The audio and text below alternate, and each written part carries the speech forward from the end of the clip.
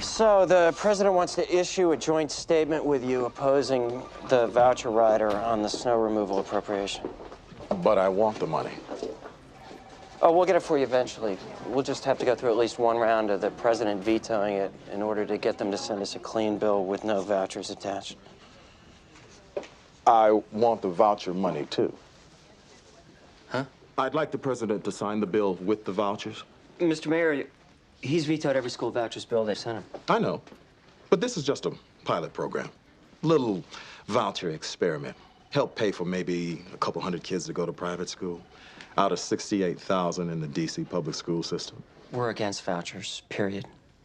And by we, I mean the entire Democratic Party. You're still a Democrat, right? This bill got 4 Democratic votes in the Senate and 42 in the House. Look, it wasn't my idea to put Congress in control of the D.C. budget. Then help us fight them on this. Why don't you help me get some kids a better education? I'm sorry, Mr. President, but we can argue this all night and I'm not going to change my mind. Again. I'm not the only one. My school board president changed her mind, too. Jenny Scott. She's in favor of vouchers now? She used to rail against them. After 6 years of us promising to make schools better next year, we're ready to give vouchers a try. We're ready to give anything a try.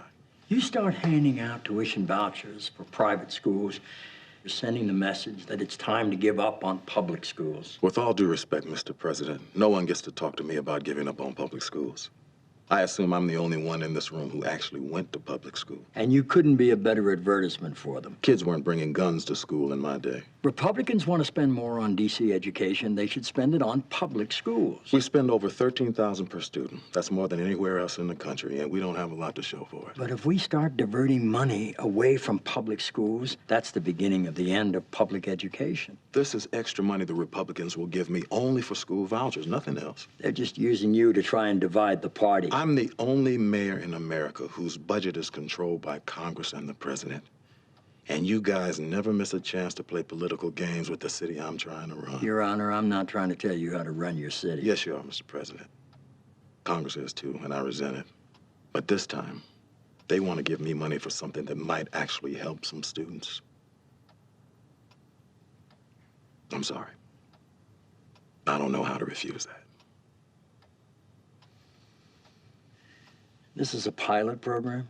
Enough money for a couple hundred students. I have a few thousand names on a waiting list for vouchers already.